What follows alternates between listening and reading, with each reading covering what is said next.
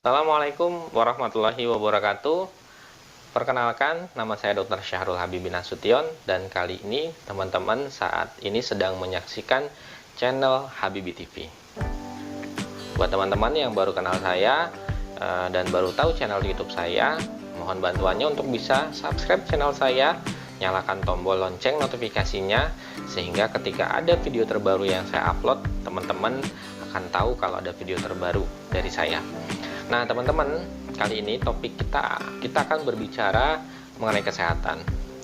Saya seringkali membaca artikel ataupun tulisan-tulisan dan beberapa pertanyaan dari teman-teman, "Dok, apakah berhubungan badan atau berhubungan suami istri ketika pasangan kita sedang hamil itu bisa menyebabkan keguguran?" Nah teman-teman, kita akan coba kaji secara ilmiah apakah hal ini mitos atau fakta.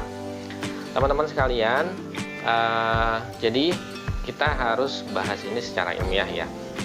Jadi ketika ada tulisan yang mengatakan juga bahwa cairan yang dihasilkan oleh suami ataupun pria ketika melakukan hubungan badan dengan pasangannya, cairannya itu mengandung senyawa yang dinamakan prostaglandin.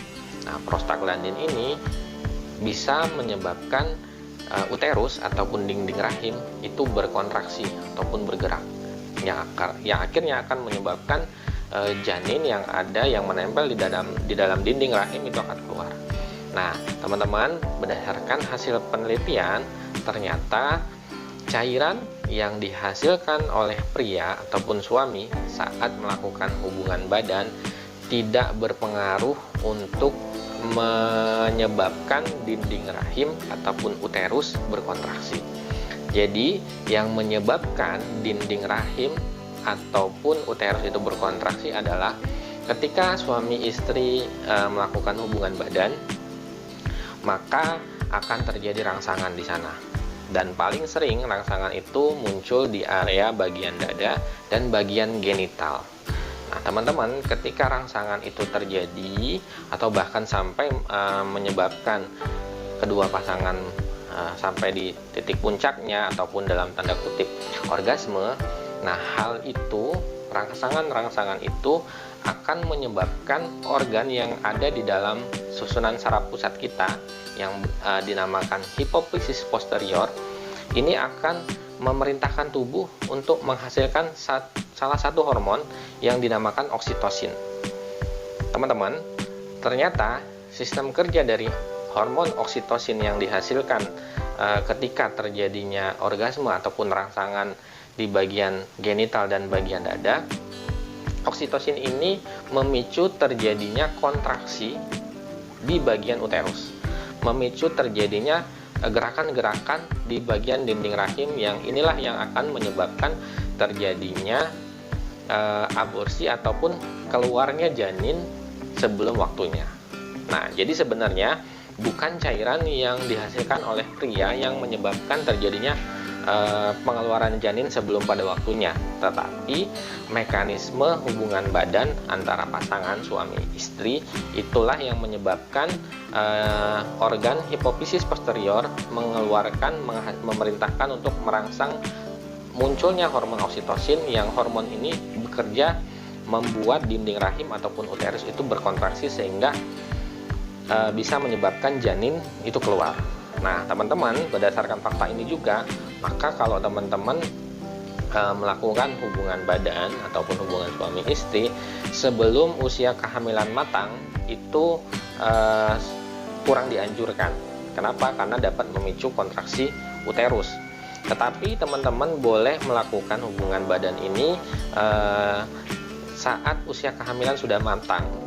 Nah pertanyaannya, dok, usia kehamilan yang sudah matang itu di usia keberapa sih gitu?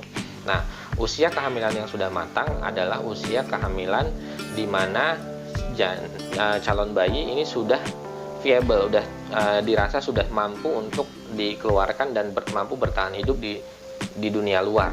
Itu usia kandungan 36 minggu ke atas. Bahkan banyak bidan juga yang menyarankan ketika ada ibu hamil sudah matang tetapi belum ada pembukaan. Banyak sekali bidan yang menyarankan untuk melakukan hubungan suami istri. Kenapa? Karena hubungan suami istri dapat memicu hipofisis posterior menghasilkan hormon oksitosin yang akan menyebabkan dinding rahim itu berkontraksi. Nah, jadi mekanismenya seperti itu ya teman-teman.